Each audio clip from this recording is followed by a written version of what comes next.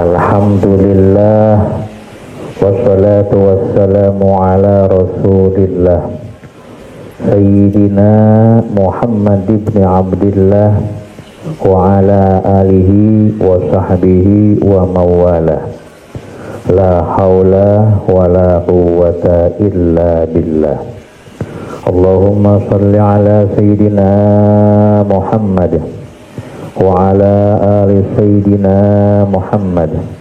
Rabbi shrah li sadri wa yassir li amri wahlul 'uqdatam min lisani yafqahu qawli. Ya Fattahu ya Alim, ya Fattahu ya Alim, ya Fattahu ya Alim, iftah qulubana futuhal arifin. Qala habibuna wa maulana Muhammad sallallahu alaihi wasallam, al-umratu ilal umrati kafaratul lima bainahuma.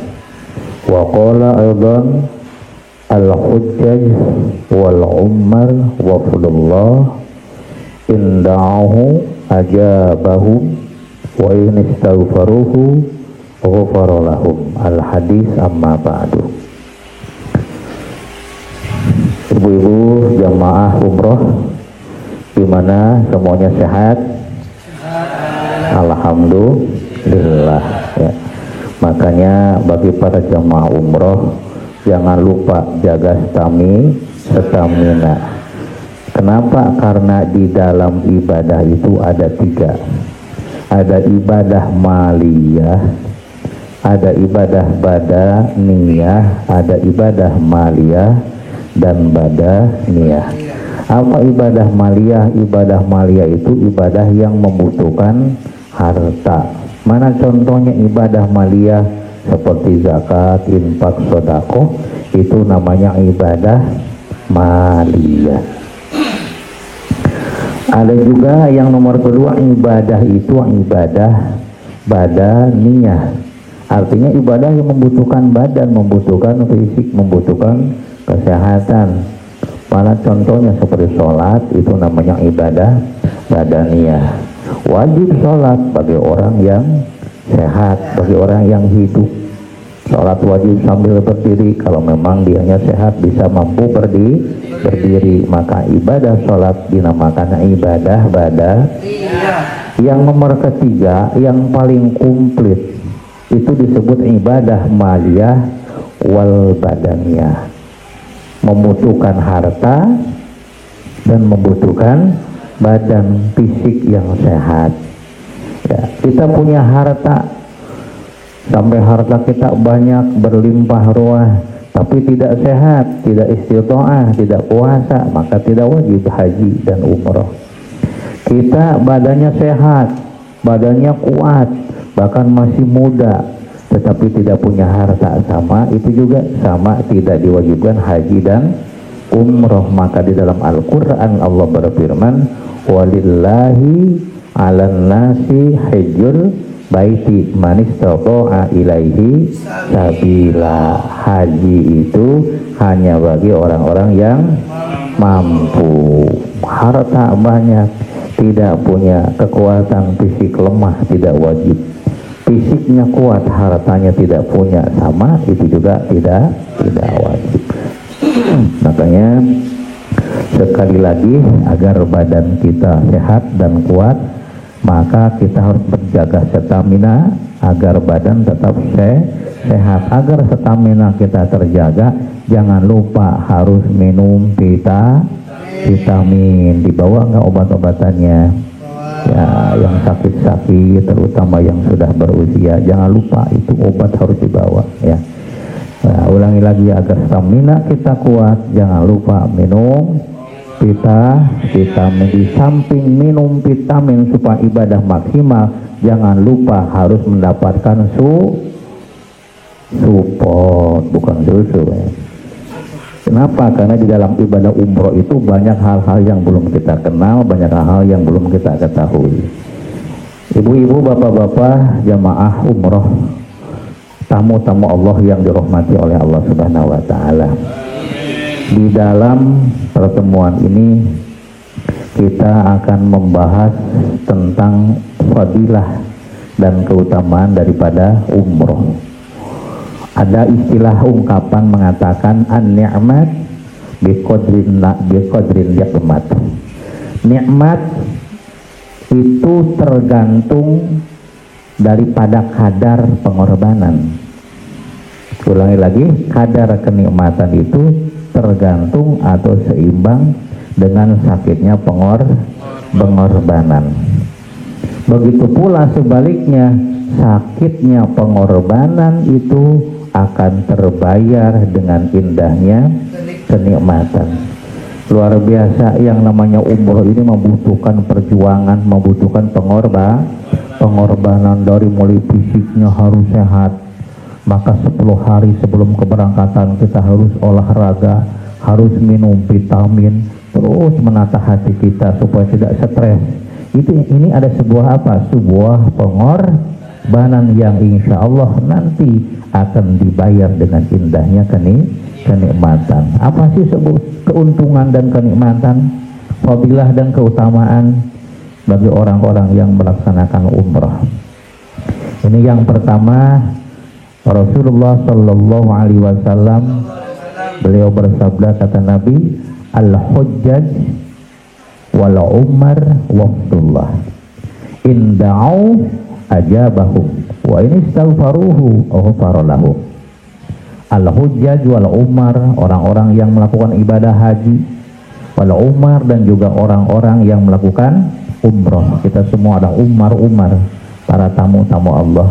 Siapakah hujjaj dan umar itu? Kata Nabi, mereka adalah wafdullah, tamu spesial Allah, tamu kehormatan Allah. Kenapa dikatakan tamu spesial Allah?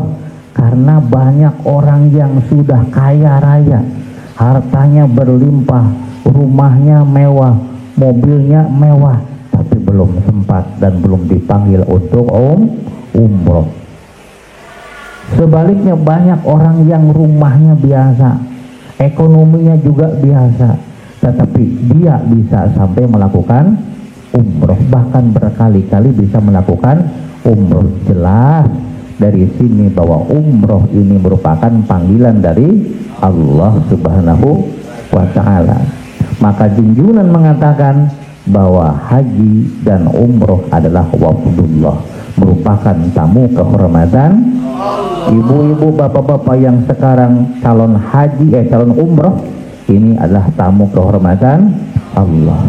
Apa sih keuntungan menjadi tamu kehormatan Allah? Apa sih fadilahnya menjadi tamu-tamu yang diundang oleh Allah? Nabi menjelaskan, inda'uhu ajabahum. Andai kata kita memohon kepada Allah, ajabahum, kontan langsung dikabulkan oleh Allah Subhanahu wa Ta'ala.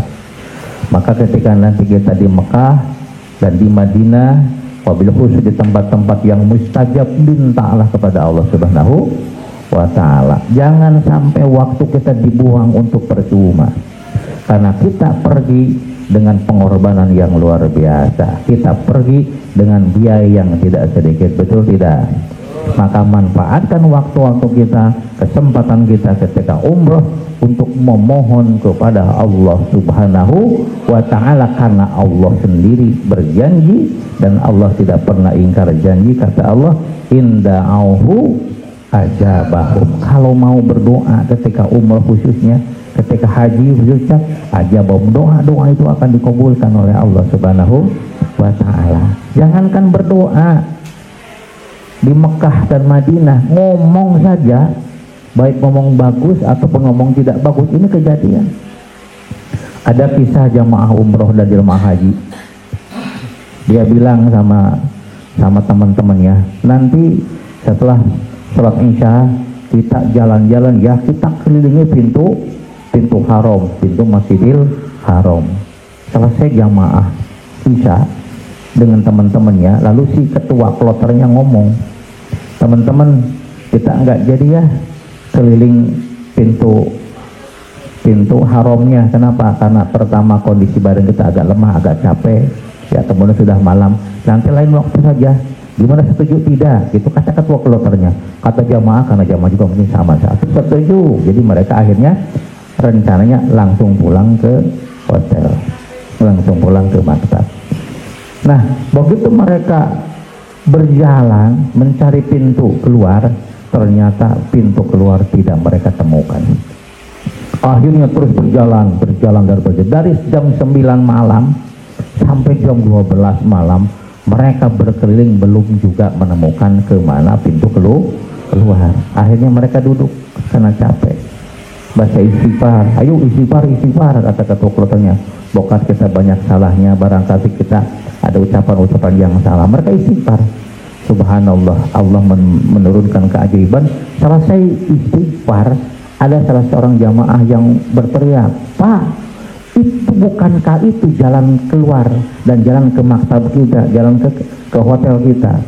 Begitu diperhatikan sama yang bahwa iya betul itu jalan menuju pintu hotel kita. Akhirnya mereka berjalan keluar.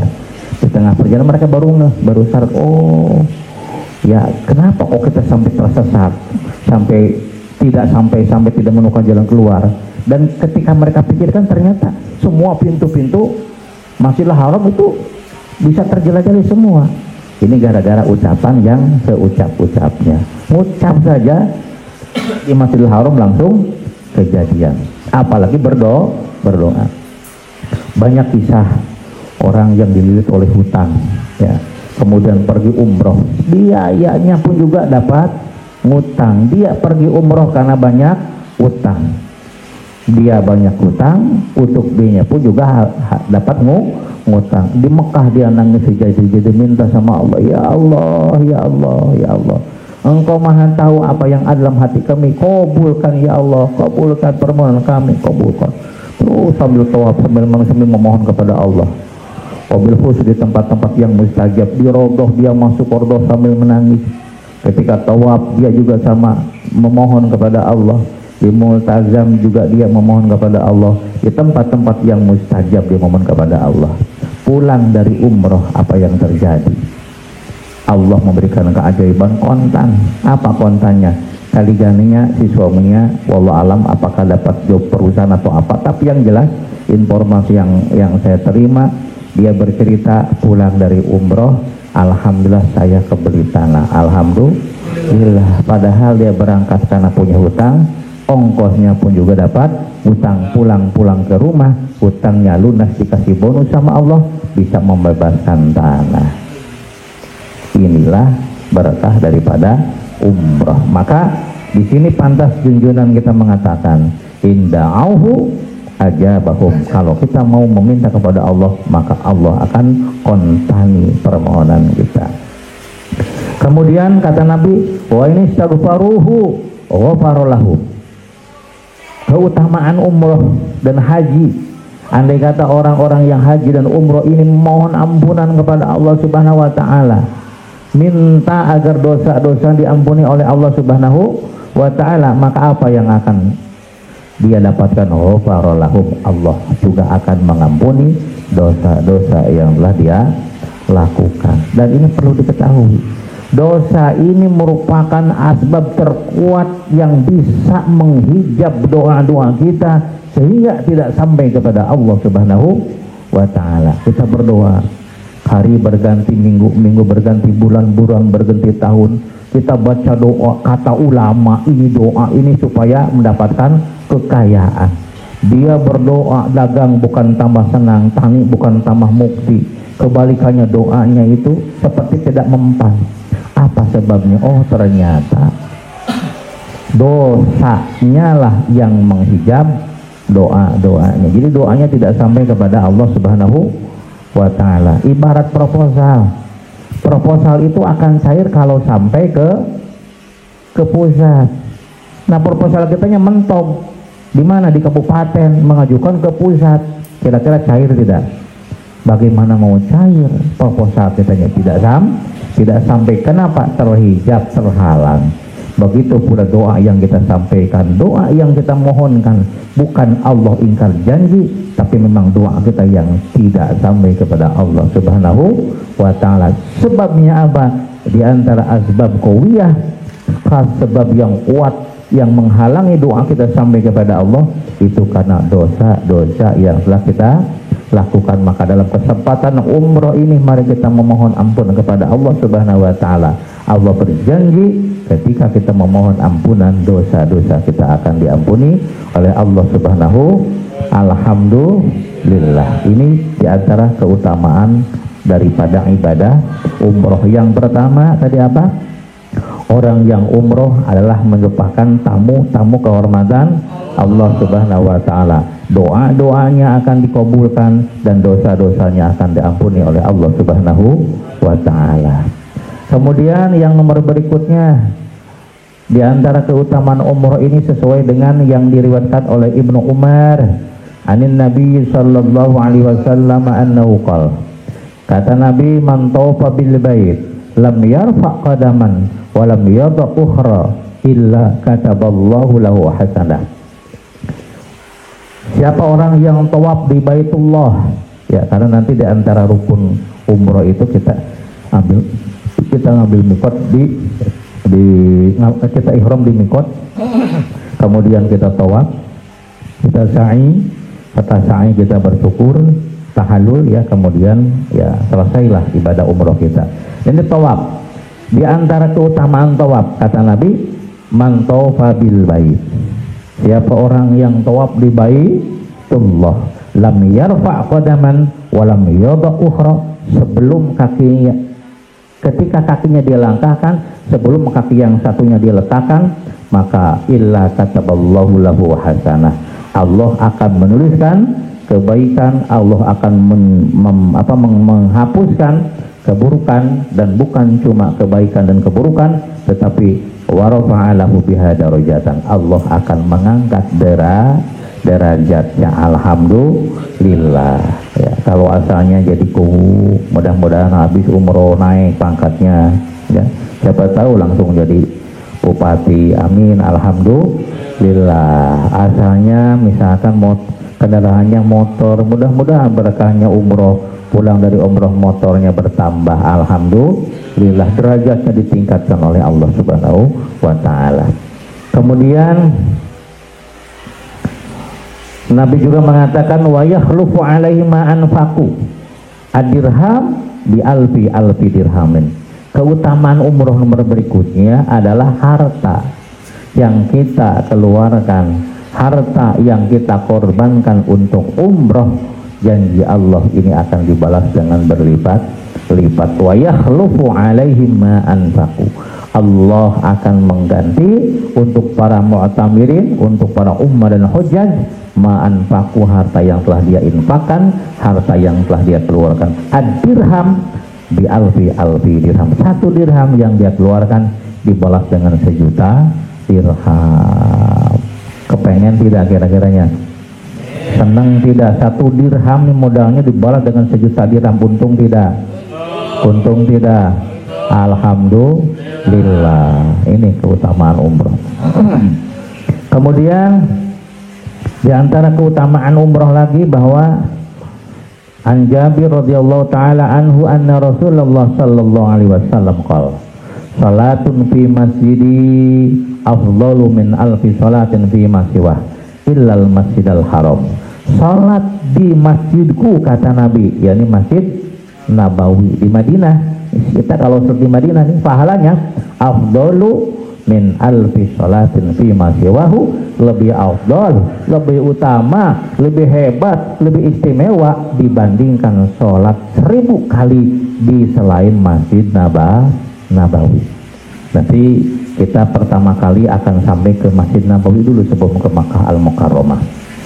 Maka sholat satu kali ini lebih baik daripada 1000 kali sholat di selain Masjid Nabawi. Nah, kemudian wasolatun fil Masjidil Haram. Setelah di Madinah nanti kita akan pergi ke Masjidil Haram. Sholat di Masjid Haram, ibu bapak sekalian, afdolu, lebih utama, min mi'ati alfi sholatin, dibandingkan 100.000 sholat di selain Masjidil Haram. Alhamdulillah. lillah. Satu kali sholat lebih utama dibandingkan dengan berapa kali? 100.000 kali. Ini keutamaan orang-orang yang umroh dan haji. Kemudian keutamaan berikutnya, ya mungkin ini keutamaan yang paling kita cari, wabil khusus bagi orang-orang yang di kampung. Apa keutamaan ini? Bahwa ibadah haji dan umroh ini bisa menghilangkan kefakiran dan kemiskinan. Alhamdulillah. Tabi'u bainal haji wal umrah. Kata Nabi, ikutkanlah umroh kepada haji atau haji kepada haji. Fa innahuma yanfiyanul faqra. Karena haji dan umroh ini diantara keutamanya bisa menghilangkan kefakiran wal dzunuba, dan bisa menghilangkan dosa. Kita yang penuh dengan kesalahan, kehilafan, kita yang sering lalai dalam menjalankan ibadah kepada Allah Subhanahu wa taala, kita yang punya dosa segunung dan entah bagaimana cara untuk istighfar dan mohon ampunannya kepada Allah, dengan umroh insya Allah dosa-dosa kita akan diampuni oleh Allah Subhanahu wa taala. Di samping dosa diampuni, otomatis Allah pun akan menghilangkan kefakiran. Usaha kita tidak jalan, bisnis kita macet, keuangan kita nyebar di orang-orang, tidak tidak bayar, sehingga kita mengalami kebangkrutan, kemiskinan, kefakiran. Insya Allah dengan berkah kita, dengan berkah umroh, semuanya akan teratasi. Ya, jadi di antara keutamaan haji dan umroh bisa menghilangkan dosa-dosa kita dan menghilangkan kemiskinan. Jangan pernah menyepelekan umroh. Banyak orang yang ekonominya melesat dengan berkah umroh. Bahkan saya punya sebuah kisah dan cerita. Ada orang yang sakit. Orang sangsa sakit dulu, ini 20 tahun ke belakang. Sakitnya itu sakit yang berkaitan dengan kaki ya. Mungkin kalau bahas sekarang setengah stroke, gejala stroke. Kemudian dia pergi umroh, pergi haji, bahkan pada waktu itu dia pergi haji, kemudian dia mandi di sumur Zam-Zam, dan setiap hari dia konsumsi air Zam-Zam. Tidak lupa dia baca doanya ketika meminum air Zam-Zam dan minta kepada Allah Subhanahu wa taala. Karena di antara fadilah air Zam-Zam itu ada 5 syuribalah, tergantung niat kita meminumnya. Kalau kita pengen diberi kesembuhan, maka insya Allah diberi kesembuhan. Pulang dari haji itu bisa berjalan normal kembali. Alhamdulillah. Nah, kemudian keutamaan berikutnya bahwa al-umroh ilal umroh kafaratun, bahwa dari umroh ke umroh ini bisa melebur dosa-dosa. Misalkan tahun sekarang kita umroh, ya tahun yang akan datang kita umroh, maka dosa kita antara umroh ke umroh ini akan diampuni oleh Allah Subhanahu wa taala. Inilah keutamaan di antara keutamaan yang insya Allah akan Allah berikan kepada para hujjaj dan para umat, orang-orang yang haji dan orang-orang yang umroh. Semoga Allah Subhanahu wa taala menjadikan umroh kita menjadi umroh yang makbulah, dan kita termasuk orang-orang yang laisa lahu jazaa'un illal jannah. Wal 'afwu minkum. Wassalamualaikum warahmatullahi wabarakatuh.